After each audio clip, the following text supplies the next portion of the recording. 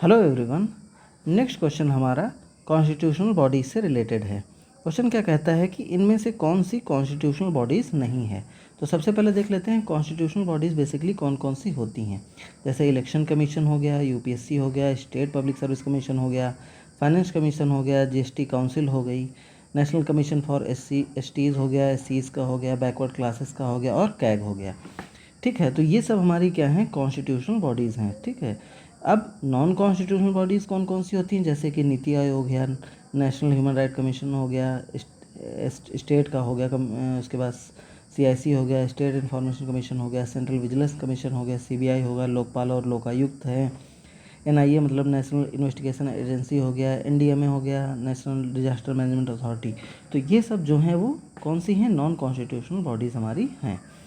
अब constitutional bodies का क्या मतलब होता है कि जिनके बारे में हमारे कॉन्स्टिट्यूशन में डिस्कस किया गया हो, आर्टिकल्स दिए गए हैं। जैसे फाइनेंस कमीशन आर्टिकल नंबर 280 में दिया गया है। ठीक है, अब इनमें से देख लेते हैं ऑप्शन कौन कौन से हैं। जैसे फाइनेंस कमीशन हो गया, तो फाइनेंस कमीशन हमारा कौन सा है, कॉन्स्टिट्यूशनल बॉडीज़, तो ये नहीं हो सकता है क्योंकि नॉट पूछा है।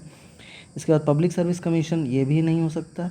ठीक है, पब्लिक सर्विस कमीशन भी हमारे कॉन्स्टिट्यूशनल बॉडीज़ में आता है। इलेक्शन कमीशन ये भी कॉन्स्टिट्यूशनल बॉडीज़ में आता है।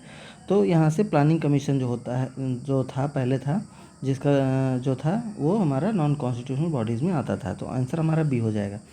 प्लानिंग कमीशन की अगर बात करते हैं तो प्लानिंग कमीशन का गठन जो है 15 मार्च 1950 को हुआ था, लेकिन इसको स्क्रैप कर दिया गया 13 अगस्त 2014 को, और इसकी जगह पर नीति आयोग को लाया गया। नीति आयोग को कब लाया गया, जिसको लागू किया गया ये 1 जनवरी 2015 से।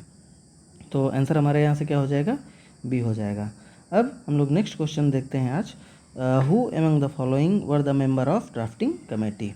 तो जब हमारा कॉन्स्टिट्यूशन बनना, हमारा देश आज़ाद हो गया, तो कॉन्स्टिट्यूशन बनाना था हम लोगों को, जिसमें से जो सबसे इम्पोर्टेंट कमेटी थी कॉन्स्टिट्यूशन की बनाने की, तो वो थी ड्राफ्टिंग कमेटी। तो ड्राफ्टिंग कमेटी जो थी उसका गठन हो गया था 15 अगस्त 1947 को, यानी आज़ाद होने के बाद इसका गठन हो गया था।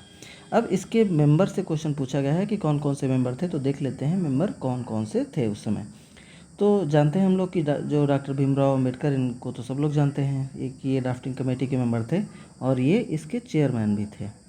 ठीक है, इसके चेयरमैन भी थे। अब नेक्स्ट थे एन गोपाला स्वामी अयंगर, ये थे मेंबर।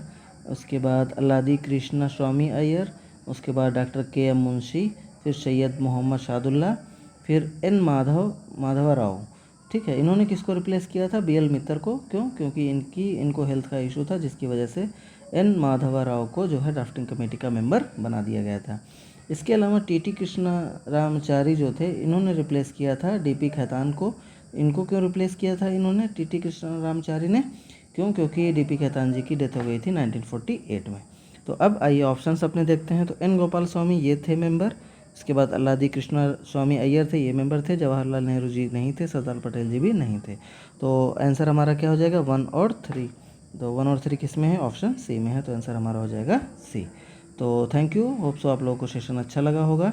इन इन क्वेश्चन तो ये मे भी रिपीट ना हो, लेकिन जो है क्वेश्चन जो एक्सप्लेनेशन है वहाँ से पूछे जा सकते हैं। तो वीडियो अच्छा लगा हो तो वीडियो को लाइक और चैनल को सब्सक्राइब जरूर करें। Thank you.